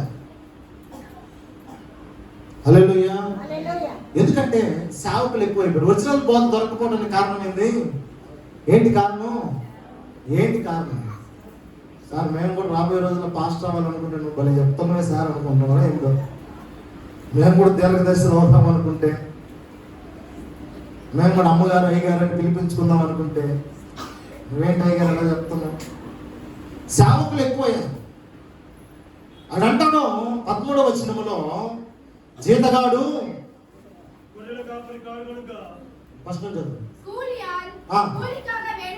చాలు అక్కడ అంటాడు జీతగాడే కనుక కూలికి వచ్చినోడు కూలి కోసమే ఎదురు చూస్తున్నాడు. కేవలం డబ్బు కోసం, జీతం కోసం, లేదా తన సొంత ప్రయోజనం కోసం దేవునికి పరిచర్య చేసేవాడు, దేవుని ప్రజలకు పరిచర్య చేసేవాడు ఏమంట? జీతగాడే. తోడేలు అంటే కపట బోధకుడు అని అర్థం. అబద్ధ ప్రవక్తలకు సూచన తోడేలు. దేవునికి సూచన తోడేలు, అబద్ధ ప్రవక్తలకు సూచన. ఆ మాట చూస్తే మత్తయి సువార్త 7:15 చూస్తే తోడేల గురించి అర్థమవుతుంది. అబద్ధ ప్రవక్త మత్తయి సువార్త 7వ అధ్యాయం 15వ వచనం. ஆ. ஆ. அவர்கள் ஆட்டுத்தோலை போர்த்துக்கொண்டு ஆ. உங்களிடத்தில் வருவார்கள். ஆ. உள்ளத்திலோ ஆ. அவர்கள் பட்சிக்கிற ஓநாய்கள். ఎవరంట? ఓనాయన్ అంటే నా సెల్లో కూడా ఒకటి పేరు ఉంటుంది, ఓనాయన్ వేసి ఉంటుంది. చూడండి, తర్వాత చూపిస్తా. పాస్టర్ అంటదు, నువ్వు ఓనాయ్ అంటే ఎందుకు ఫోన్ చేస్తున్నానని అంటుంది. ఓనాయ్ అంటే ఏందన్న ఆమె తెలియదు తెలుగులో చెప్పడానికి. ఏదో గాండామృగం అన్నది ఈ మృగం ఇప్పుడు అర్థమైంది, తోడేలేదు అని అంటాను. అబద్ధ ప్రవక్తలను గురించి జాగ్రత్త పడుడి, వారు గొర్రెల చర్మం వేసుకొని. నేను ఎప్పుడన్నా మీ ఇళ్ళకి వచ్చాను,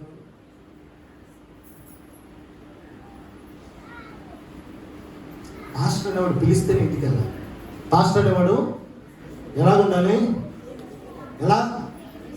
అయ్యా నా ఇంటికి వచ్చి ప్రార్థన చేయి, నాకు ప్రార్థన అవసరం ఉంది. నువ్వు మంచి సేవకులు అనబడి వారు, గొప్ప సేవకులు అనబడి వారిని ఎవరి దగ్గరికన్నా వెళ్ళు. అలాంటి వాళ్ళు ఇల్లు తిరగదు. చిన్నక్క ఎప్పుడన్నా వచ్చారా పిలవకని మీ పాస్టర్ గారి ఇంటికి? అప్పట్లో వస్తాడా? 10 సార్లు పిలిస్తే కానీ చిన్నక్క గారికి. ఎందుకు అనగా ఆయన పిలిచినటువంటి వారు, ముందు పిలిచినటువంటి వారు ఎక్కువ ఉంటారు. పిలవకుండా పోయేవాడు ఏ పని మాట ఉండదు కాబట్టి పిలవకపోయినా వస్తాడు. కానీ పిలవకపోయినా వచ్చేవాడు ఎవరంటారు చెప్తున్నాడు, వారు గొర్రెల చర్మములు వేసుకొని ఎక్కడికి వస్తారంట? ఎక్కడికి వస్తారంట? ఏసన్నా మీ ఎందుకు నాకు అడిగా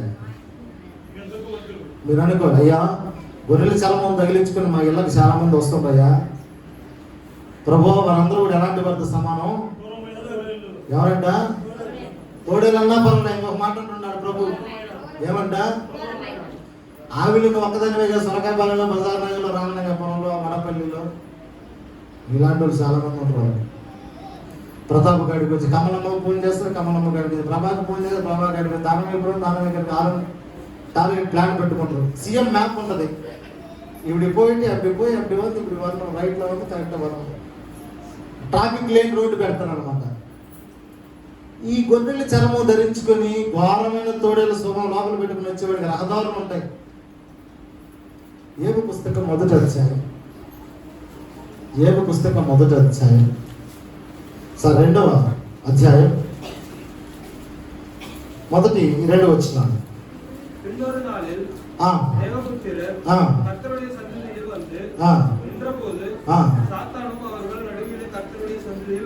రెండు చదువునైనా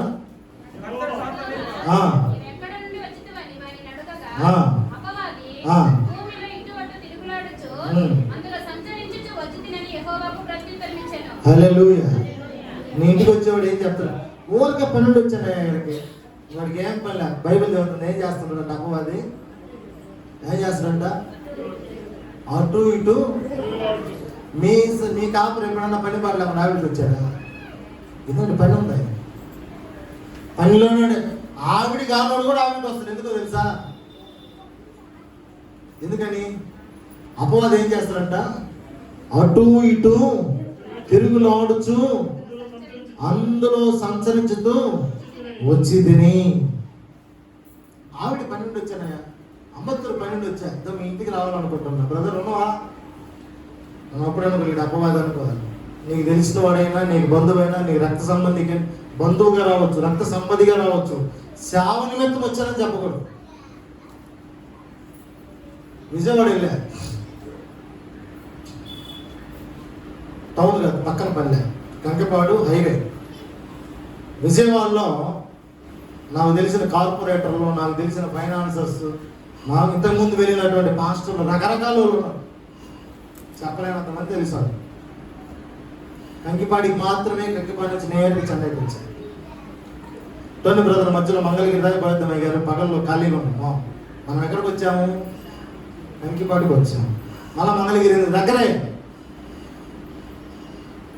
ఒక ఆయన రైల్వే స్టేషన్కి వస్తాను అన్నాడు. వద్దు పాస్టర్ గారు, మీరు ఇబ్బంది పడినట్టుంటుంది, మమ్మల్ని ఇబ్బంది పెట్టినట్టుంటుంది అని చెప్పారు. రావాలి, ఇంత దూరం వచ్చి పిలిచిన తర్వాత ఇంటికి పోకుండా ఉంటే బాగుండదు.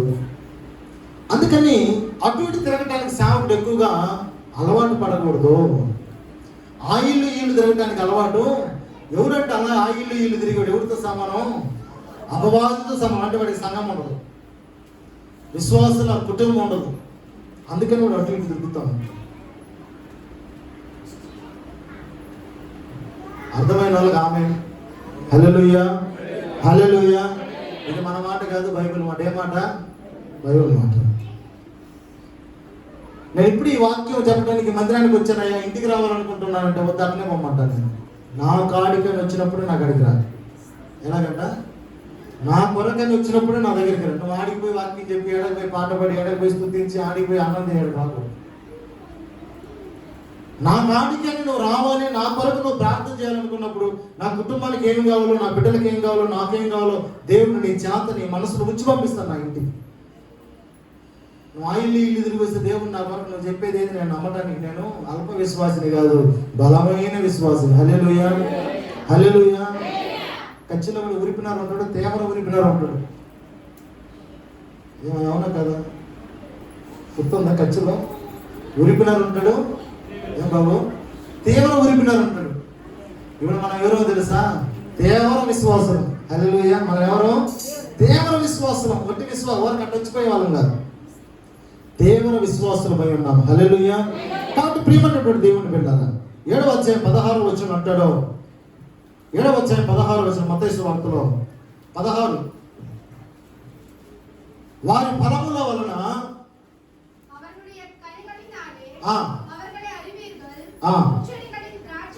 చాలా చాలా వారి ఫలముల వలన. ఫలములు అనగేంటి? ఫలములు అంటే ఏంటి? ఫలించడం అంటే ఏంటి? ఆశీర్వదించబడటం. ఫలములు అంటే ఏంటి? ఆశీర్వాదాలు. ఆశీర్వాదాలు అంటే ఈ మాసం ఎలాగున్నాడు? వచ్చే మాసానికి ఏం కావాలి? ఏం కావాలి? ఈ సంవత్సరం 1వ తరగతి ఫస్ట్ క్లాస్ చదివి, నెక్స్ట్ ఇయర్ కూడా ఫస్ట్ క్లాస్ చదివి, మనం ఏమంటారు? రేపో అంటాం. చదువులేని గాడిద ముద్ద, నీకంటే ఫీజు వ్యర్థం, నువ్వు 5 సంవత్సరాలకు నేను పనికి పంపిస్తాను, ఇంట్లో కూర్చోంటాను. ఎందుకని? వాడు 2nd క్లాస్కి ఇంప్రూవ్మెంట్ అవ్వలేదు కాబట్టి, నాలెడ్జ్ పెరగలేదు కాబట్టి. ఈ రోజు నీ ఇంటికి వచ్చినప్పుడు అదే మాట చెప్పి 10 నెలల తర్వాత నీ ఇంటికి వచ్చినప్పుడు కూడా అదే కష్టాలు చెబితే వాళ్ళు ఏమి లేవు, ఏమి లేవు, ఏమి లేవు, ఫలములు లేవు, ఆశీర్వాదాలు. వాడికే ఆశీర్వాదాలు లేక ఇల్లు తిరుగుతుంటాం. మనం ఏం చేద్దాం? నిజమైన సేవకుడు, గొర్రెలకు తన ప్రాణాన్ని పెట్టగలిగినంత సేవ చేసేటటువంటి సేవకుడు, మంచి కాపరి ఎలా తెలుసుకోవాలంటే ప్రభు చెబుతున్నాడు, వారి ఫలముల వలన మీరేం చేస్తారంట? వారిని తెలుసుకుంటారు. ఆ నుంచి బయటకు వచ్చిన వెంటనే ఫస్ట్ మీటింగ్ కడప వచ్చింది. 500 వేశారు వాల్ పోస్ట్. ఎన్ని వేశారు? 5. ఆ రోజు ప్రయాణమైనటువంటి ప్రయాణం ఈ రోజు వరకు కూడా ఏదో ఒక ఊరు, ఏదో ఒక ప్రాంతం, ఏదో ఒక పరిస్థితి వెళుతూనే ఉన్నాం. జీతగాళ్ళు అని చెప్పబడిన వాళ్ళు 50 తప్ప ఇంకా ఏడ తిరగటం లే. మనం వదిలిపెట్టి వచ్చిన స్థలాన్ని జీతగాళ్ళు అనే వాళ్ళు వచ్చిన తర్వాత వాళ్ళు ఏడా ఎక్కడ తిరుగుతున్నారు? ఆవిల్లో కూడా 4 మూలలు ఒక మూలే తిరిగేది. జీతగాడు అనబడేటటువంటి వాడు ఒక మూలలోనే. వాడు ఏడకొచ్చేదలే, వీడు ఇంకో దిక్కు వేరు, వాడు ఇంకో దిక్కు వచ్చేదా. కానీ కల్వర్ వర్షిప్ సెంటర్ ఉన్న బాధ్యత ఏంటో తెలుసా? అన్ని ఊళ్ళు తిరుగుతున్నాం మనం. హల్లెలూయా.